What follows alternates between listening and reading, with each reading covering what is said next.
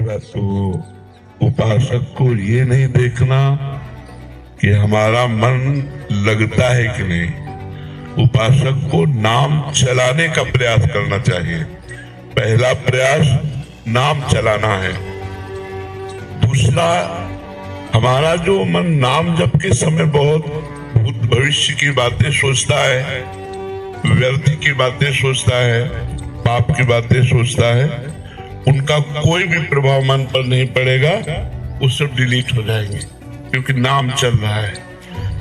और बहुत जन्मों के संस्कार हमारे नाम में भरे पड़े हैं। जैसे जैसे हम नाम जप करते हैं वो अपने संस्कार भागवतिक डालता है मन पे और मन के जागतिक संस्कारों को बाहर करता है। और उपासक उस प्रक्रिया को समझ नहीं पाता और वो विचलित होकर सोचता है कि जब मैं नाम जप करता हूँ तो मन नाम में न लग करके संसार में जाता है। तो पहली बात तो आप निश्चिंत रहिए, आपका नाम जप करने से ही काम बन जाएगा। मन भले संसार में जाए, मन भले इधर उधर का चिंतन करे, उसे कोई फर्क नहीं पड़ता। जैसे अग्नि में दाहिका शक्ति है तो आप भाव से छुओ या अनजान को या कोई जान के जैसे भी छुओगे उसमें दाहिका शक्ति अपना काम तुरंत करेगी, आपको जला देगी, स्पर्श करते ही जला देगी। जैसे अमृत में मारण शक्ति का नाश करने वाली शक्ति विराजमान है। आप जो ही अमृत पिएंगे आप मृत्यु से बच जाएंगे।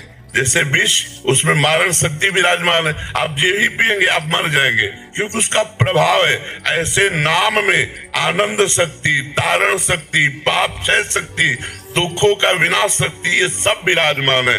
आपकी जिह्वा से नाम छुआ कि आपका परम मंगल होगा। इसीलिए गोस्वामी जी ने लिखा है, भाव कुभाव अनख आलसहु नाम जपत मंगल दिश दसहु। भाव से या कुभाव से, अनख से या आलस्य से जैसे भी नाम जप किया जाए वो हमारे सारे पापों का नाश करके, चाहे जहां हम देश विदेश कहीं भी दसों दिशाओं में हो, हमारा मंगल हो जाएगा। इसलिए हमें प्रधानता रखनी है नाम जप की, ना कि मन लगने की, क्योंकि नाम जप के प्रभाव से ही चंचल मन स्वयं वशीभूत हो जाएगा। हमारे रसिक महापुरुष श्री ध्रुवदास जी से पूछा गया कि मन बड़ा चंचल है, कहीं भगवान में लगता नहीं है, इसका क्या उपाय है कि मन को लगा दिया जाए। तो उनका मन तो चंचल सबनते, या को कौन उपाय। तो बोले साधन को हरि भजन है, कै सत्संग सहाय। यदि महापुरुषों का सत्संग मिले और भगवान नाम जप करने को मिले तो हमारा मन आज नहीं तो कल निश्चित लग जाएगा। लेकिन आज हम अभी राधा बोल रहे हैं और अभी हमारे प्राण निकल जाए और मन संसार में लगा रहा है तो भी हमें भगवत प्राप्ति हो जाएगी। जैसे पुत्र में मन लगा था अजामिल का, ना कि भगवान में, और पुत्र का नाम था नारायण, तो जहां नारायण पुकारा तो उसका कल्याण हो गया। मन उसका पुत्र में लगा था, अपने पुत्र को पुकारा नारायण, लेकिन नारायण नाम भगवान का, तो उसका अंतिम समय काम बन गया। और हम जानबूझ के राधा राधा बोलेंगे तो हमारा मंगल नहीं हो जाएगा। वो तो अपने पुत्र के लिए नारायण बुलाया तो उसका कल्याण हो गया। और हम जानबूझ के राधा राधा, कृष्ण कृष्ण, राम राम, शिव शिव, हरि हरि जपेंगे, हमारा परम मंगल हो जाएगा, मन लगे या न लगे। हम कई बार उदाहरण देते हैं, जैसे हमारा मन कहीं और लगा हो, भोजन पा रहे तो पेट भर जाएगा ना। ऐसा तो नहीं है कि मन नहीं लगा तो हमारा पेट भरा नहीं, हमारा तो पेट भर जाएगा ना। ऐसे ही हम नाम जप कर रहे हैं, मन लगे न लगे, संसार से वैराग्य, भगवान से अनुराग और अपने स्वरूप का बोध, तीनों एक साथ होता चला जाएगा। जब अधिक नाम जप करोगे तो अनुभव में आ जाएगा। इसलिए सबसे प्रार्थना है, पहली बात, शराब मत पीजिएगा। अगर इतने लोगों में से कोई भी शराब पीता हो तो आज वृंदावन की पावन भूमि में रज में बैठे हो, शपथ खा लो कि शराब नहीं पिएंगे।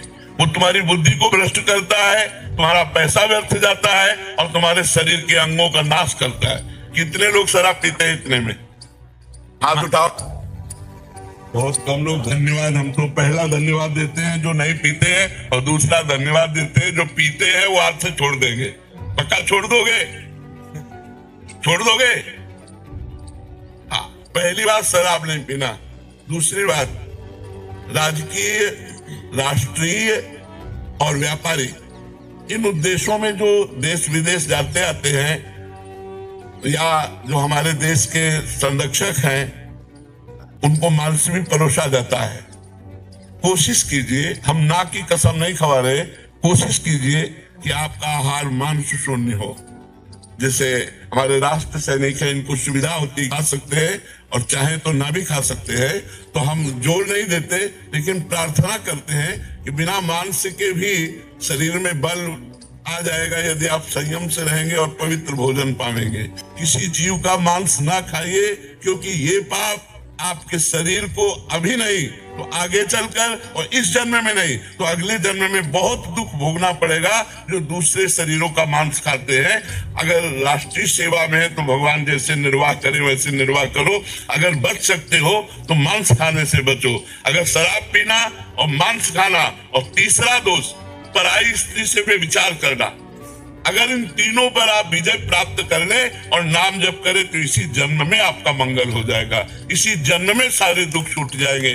जो केवल 3 बातों को स्वीकार कर लीजिए, हमारी बात मान लीजिए कि अगर माता बहन पराये पुरुष से और पुरुष पराई माता बहनों के साथ ऐसे गंदे आचरण ना करे तो हमारे भारत में गृहस्थी बिगड़े ना। आज हमारे भारत की गृहस्थी बिगड़ रही, गृहस्थ धर्म बिगड़ रहा है, ये हमारे भारतीय धर्म में नहीं है। प्राणपन से पत्नी को अर्धांगिनी माना गया और पति को प्राणेश्वर माना गया। जहाँ हमारे धर्म में ये बात है, वो ये बातें, गंदी बातें ऐसे संशय पैदा करें जो पराये पुरुष पराई स्त्री। तो ये 3 बातें आप स्वीकार कर लीजिए तो आपका जीवन धन्य हो जाएगा। किसी से आशीर्वाद मांगने की जरूरत नहीं है। यदि आप सही आचरण करेंगे तो सबके आशीर्वाद आपके पास आ जाएंगे। पहला, हम शराब नहीं पिएंगे, दूसरा मांस नहीं खाएंगे, तीसरा पराई स्त्री से संभोग नहीं करेंगे, और कोशिश करेंगे कि अधिक से अधिक नाम जप करें। हमारी प्रार्थना, अगर हमारी ये बात मान लोगे तो आपका निश्चित परिवर्तन हो जाएगा। आप भारी विपत्ति में भी मुस्कुरा कर निकल जाएंगे, इतनी सामर्थ्य आपको भगवान देंगे। श्री राधा वल्लभ लाल की जय।